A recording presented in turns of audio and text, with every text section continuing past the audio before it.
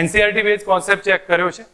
હવે આપણે નીટ અને જેડબલઈ ના કોન્સેપ્ટ અને એક્ઝામ્પલ કઈ રીતે ગણવા એના કોન્સેપ્ટની વાત કરીએ છીએ. તો હું એ વખતે એનસીઆરટી ના કોન્સેપ્ટની વધારે ચર્ચા નહીં કરું, પણ આપણે નવા કોન્સેપ્ટ જે યુઝ થતા હોય છે પ્રેક્ટિકલ કેલ્ક્યુલેશનમાં જે કામ લાગે છે એ ટાઈપના કોન્સેપ્ટનો આપણે ડિસ્કસ કરતા જઈશું. તો આજે આપણે શરૂઆતમાં પથ લંબાઈ અને સ્થાનાંતર વિશે વાત કરીએ છીએ. હું વધારે એમાં કંઈ લખીશ નહીં, કારણ કે આપણે એનસીઆરટીમાં એને સમજાવ્યું છે. તો સ્થાન કોને કહેવામાં આવે? સ્થાન વિશે આપણે એટલું સિમ્પલ લખી શકીએ છીએ કે કોઈ પણ કણ છે એને સ્થાન દર્શાવવા માટે તો આપણા માટે નિર્દેશ ફ્રેમની જરૂર પડશે. નિર્દેશ ફ્રેમ માટે એને શું આવશે? તો એક્સ વાય ઝેડ યામ આવે છે અને એક સંદર્ભ બિંદુ હશે બસ, અને ચોથો યામ સમય હશે. એના આધારે આપણે સ્થાન નક્કી કરી શકીએ છીએ. બસ એટલું સિમ્પલ આની અંદર આઈડિયા લખી દેજો. પછી આવશે પથ લંબાઈ. પથ લંબાઈ એટલે કાપેલું કુલ અંતર છે એને આપણે પથ લંબાઈ કહેવામાં આવશે. પદાર્થે કાપેલા કુલ અંતરને પથ લંબાઈ કહીએ છીએ. હવે સ્થાનાંતર એટલે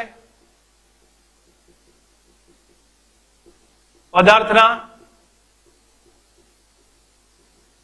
સ્થાનમાં થતો ફેરફાર, એને આપણે સ્થાનાંતર કહ્યું છે. હવે એક સિમ્પલ સમજ રાખીએ, પથ લંબાઈ હંમેશા ધન હોય છે, જે આપણને ખ્યાલ હશે. આગળ જ સમજાવ્યું મેં. આ ધન, ઋણ કે શૂન્ય ગમે તે હોઈ શકે છે. બીજું કે આ અદિશ રાશિ છે. આ કેવી છે? અદિશ છે. જ્યારે આ સ્થાનાંતર કેવી રાશિ હશે? સદિશ હશે. અને છેલ્લો કોન્સેપ્ટ જે ડિફરન્ટ હતો આની અંદર, જે તમને ખ્યાલ હશે કે પથ લંબાઈ છે એ સ્થાનાંતર ના જેટલી અથવા એનાથી ઓછી વધુ જોવા મળશે પથ લંબાઈ. આટલો એક કોન્સેપ્ટ હતો. હવે આપણે એના રિલેટેડ એમસીક્યુ ચેક કરીએ છીએ અથવા કોન્સેપ્ટના આધારે એક્ઝામ્પલ સમજવાનો ટ્રાય કરીએ. તો જો શરૂઆતથી આપણે ટ્રાય કરીએ છીએ. તો આપણી પાસે એક નોર્મલ એક્ઝામ્પલ લઉં છું કે આ રીતે A, B, C, D આ માર્ગે કોઈ પદાર્થ ગતિ કરે છે. તો A થી B જાય છે. હવે A થી B, B થી C, C થી D, D થી A સુધી જાય છે. તો આના માટે મારે જરૂર પડશે, હું સેન્ટેન્સ લખી દઉં. ખૂણો બરાબર ચાપ ભાગ્યા ત્રિજ્યા. આની ત્રિજ્યા R જેટલી છે. ઓકે, તો ચાપ બરાબર કેટલા થાય? થીટા ઇન્ટુ R થાય. તો આપણે એક કામ કરતા જઈએ. A થી B જતો હોય તો પથ લંબાઈ કેટલી અને સ્થાનાંતર કેટલી? તો હું પથ લંબાઈ પહેલા લખું છું. પથ લંબાઈ શોધવી છે.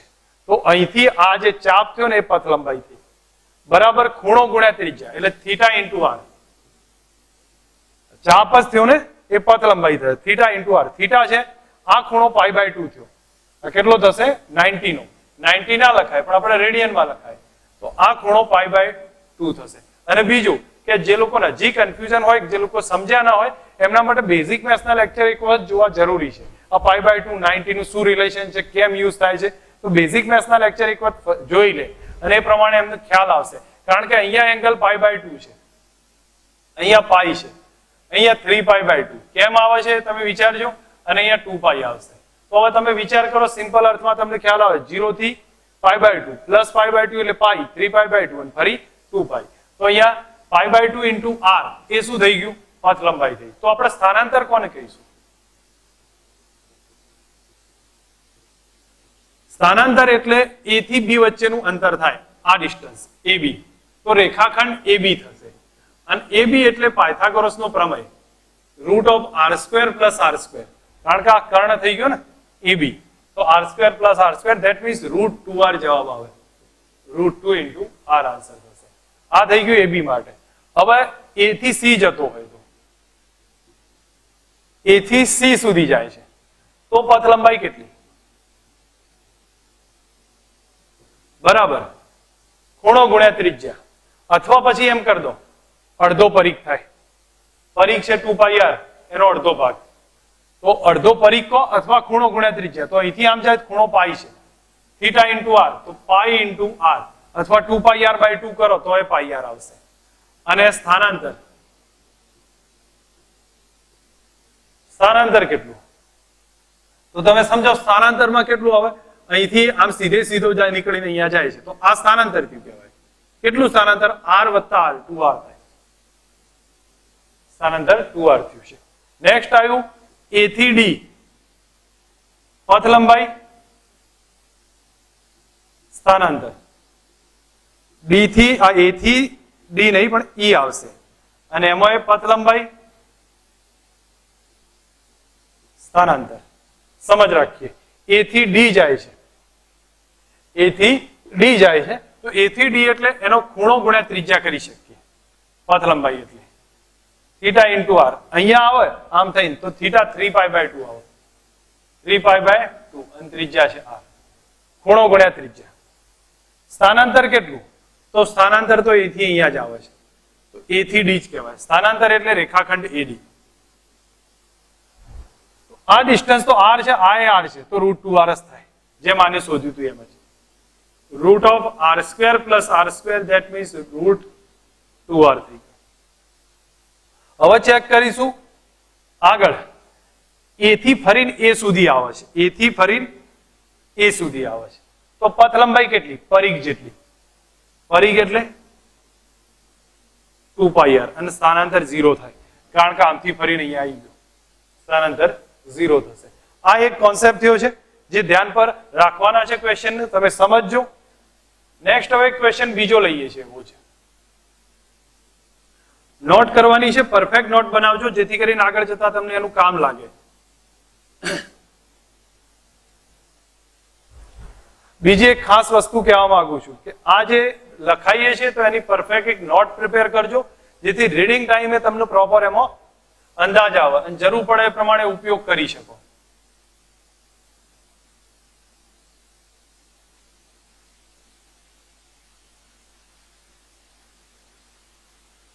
આ રીતે આપણને પોઈન્ટ આપ્યા છે હવે અહીંયાથી ચાલુ થાય છે કણ એક કણ ગતિ કરે છે એ થી બી જાય છે બી થી સી જાય છે સી થી ડી જાય છે આ લેન્થ છે એલ જેટલી આ પણ એલ છે બધી લેન્થ એલ જેટલી છે પથ લંબાઈ કેટલી સ્થાનાંતર કેટલું એ થી ડી જાય છે એ થી શરૂ કરી બી બી થી સી સી થી ડી તો આ અંતર એલ આ એલ આ એલ તો પથ લંબાઈ કેટલી થઈ L plus L plus L 3l પથ લંબાઈ થઈ અને એડી વચ્ચેનો જે ખૂણો છે અથવા જે લંબાઈ છે એ આપણા માટે સ્થાનાંતર થશે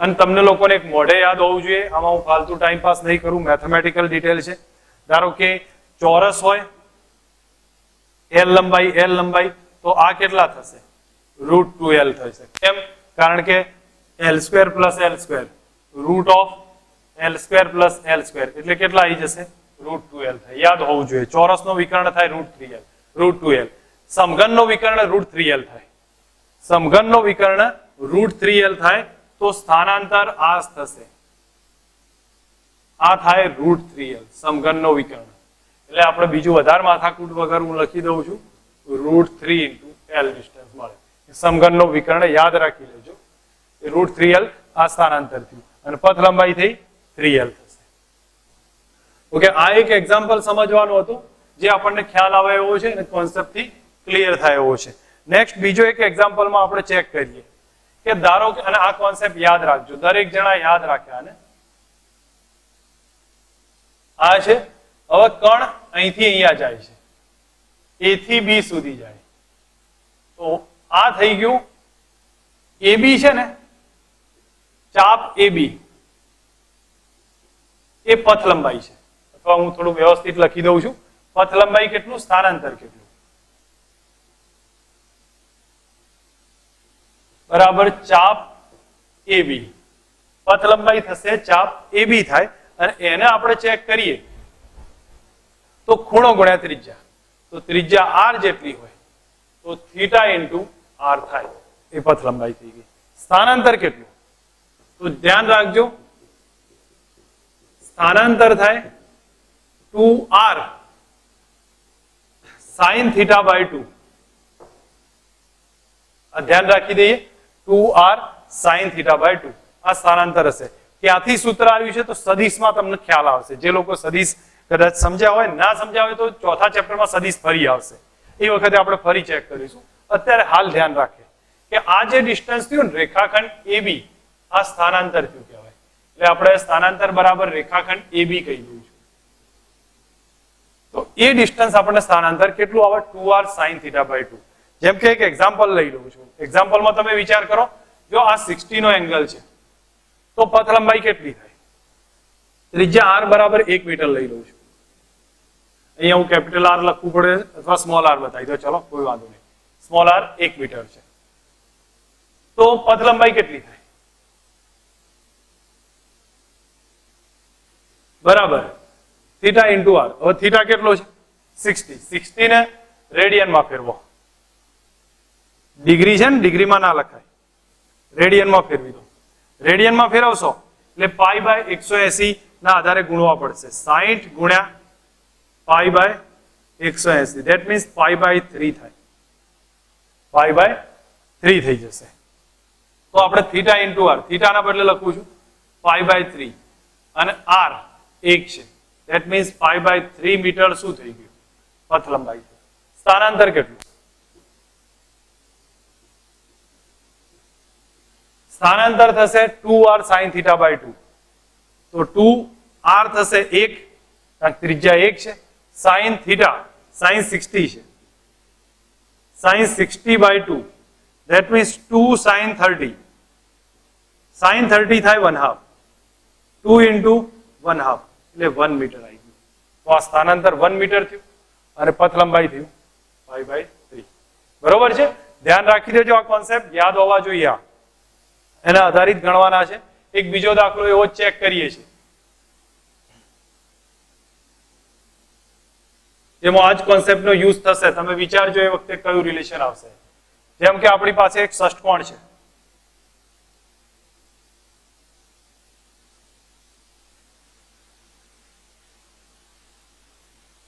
આ રીતનો એક ષષ્ઠકોણ બતાવ્યો છે, ABCD,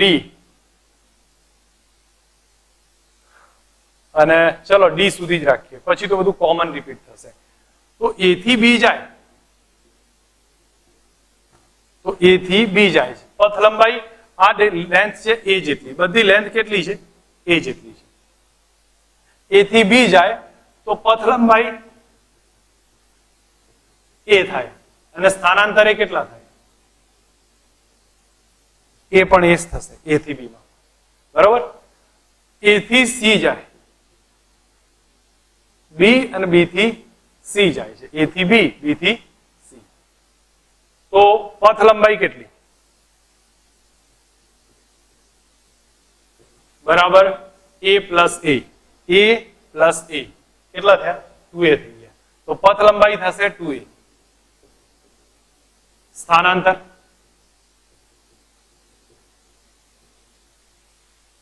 સ્થાનાંતર કેટલા? તો કઈ રીતે ગણવાના? જો આ સ્થાનાંતર શું કહેવાય? AC. સ્થાનમાં થતો ફેરફાર, આ પોઈન્ટ અને આ પોઈન્ટ, એનો સ્થાનનો ફેરફાર. કઈ રીતે ગણાશે? સમજવામાં. આ ખૂણો કેટલો થાય? 60 થાય ષષ્ઠકોણમાં, અને આ ખૂણો થઈ જાય 120.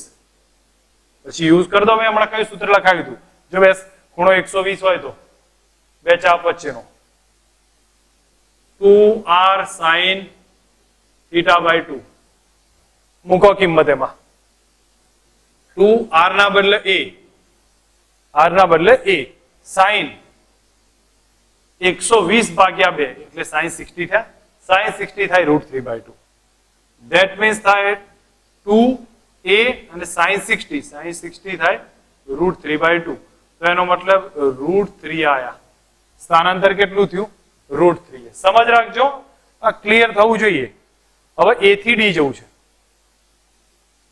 A થી B, B થી C અને C થી D. હું આને એવોઇડ કરી દઉં છું. આ આપણા માટે કોઈ કામનું નથી. A થી D જવું છે આમ. તો શું કરશો? A થી D જવું હોય તો એક કામ કરો, આને ક્રોસમાં અહીંયા લાવો. થોડું વિચારશો તો ખબર પડશે. આને અહીંયા લાવી દો. બધા છેડા જોડી કાઢ્યા? બધા છેડા જોડ્યા છે. તો જુઓ, આ ત્રિકોણ સમરૂપ ત્રિકોણ, સમબાજુ ત્રિકોણ થયું.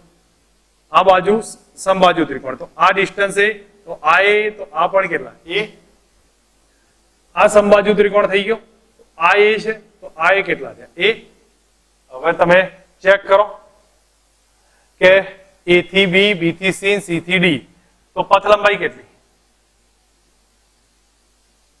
પથ લંબાઈ તો A તો 3A થઈ જશે. A plus A plus A, that means 3. સ્થાનાંતર કેટલું? જો આ આખો સમબાજુ ત્રિકોણ એટલે A, આ એ સમબાજુ ત્રિકોણ એટલે A, તો A વત્તા A એ સ્થાનાંતર થયું કહેવાય. that means 2A. કોન્સેપ્ટ થી સમજો. આ બધા ક્વેશ્ચનમાં તમને આઈડિયા આવવો જોઈએ. આખું ટોટલ ફિઝિક્સ નથી, આ ત્રિકોણમિતિ છે.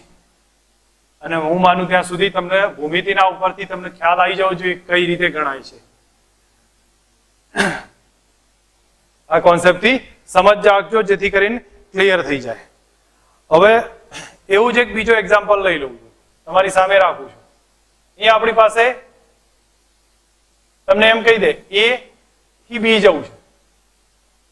આ ખૂણો 120 નો છે, આ ત્રિજ્યા R છે, તો પથ લંબાઈ કેટલી થાય? તો પથ લંબાઈ માટે આમથી આમ જવાનું ને, તો ચાપ થાય, તો ચાપ AB બરાબર થીટા ઇન્ટુ R. આ ખૂણો થયો. હવે થીટા કેટલો? તો રેડિયનમાં ફેરવો. 120 ગુણ્યા પાઈ બાય 180. 120 તો અહીંયા આપણે 0 0 કેન્સલ કરી નાખીએ. 3 3 કેન્સલ કરીએ તો 4 બાય સોરી અહીંયા મારી ભૂલ છે, 6 6 કેન્સલ કરી દઈએ તો 2 પાઈ બાય 3 થશે.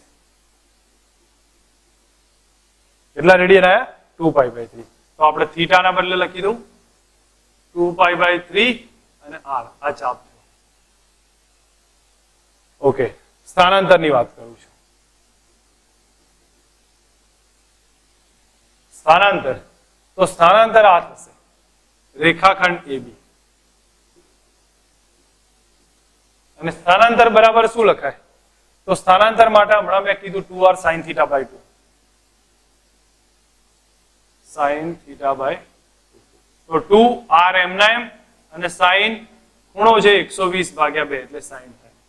તો 2R અને sin 60 થાય એટલે કે √3 by 2. 2 cancel, that means √3R આવે. ધ્યાન પર રાખી શકાય અને કેલ્ક્યુલેશન સમજી શકાય છે. આ થયું સ્થાનાંતરની વાત. એક છેલ્લો એક્ઝામ્પલ આપણે સ્થાનાંતર બેઝ સમજીએ જેથી આપણને ખબર પડે કે આને ગણાય છે કઈ રીતે. જો એક ટાયર છે અથવા વ્હીલ છે, આપણે ધારી લીધું છે, એનો A પોઈન્ટ અહીંયા છે. થોડાક સમય પછી એ જ A પોઈન્ટ ઉપર જતો રહે છે.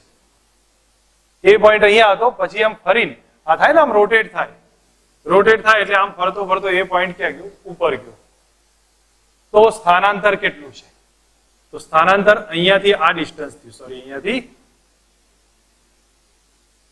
આ જે ડિસ્ટન્સ છે એ સ્થાનાંતર બતાવશે. તો એ સ્થાનાંતર શોધવું છે, પથ લંબાઈ નહીં, સ્થાનાંતર શોધીએ. તો જો આ વ્હીલ છે એની ત્રિજ્યા R હોય તો તમને ખ્યાલ આવવો જોઈએ કે આ ડિસ્ટન્સ R થાય ને આ R થાય, આ 2R થાય. હવે આ પોઈન્ટ થી ફરીને આમ ગયો છે, તો એનો મતલબ ટાયરે કેટલું અંતર કાપ્યું હશે? તો અડધા પરિઘ જેટલું જાય. આમ ફરતું જાય એટલે આ પોઈન્ટ હતો એ નીચે આવી ગયો. જો આ પોઈન્ટ અહીંયા હતો, પછી ફરીને આ ઉપર જતો રહ્યો, તો આ પોઈન્ટ ક્યાં આવ્યો? નીચે આવ્યો. તો આ થયું અડધા પરિઘ જેટલું. તો અડધો પરિઘ એટલે πr જેટલું અંતર થયું. તો આપણા માટે સ્થાનાંતર આ છે જેનું હું x ગણું છું. તો x બરાબર કેટલા? √πr² વત્તા r². આ થઈ ગયું સ્થાનાંતર.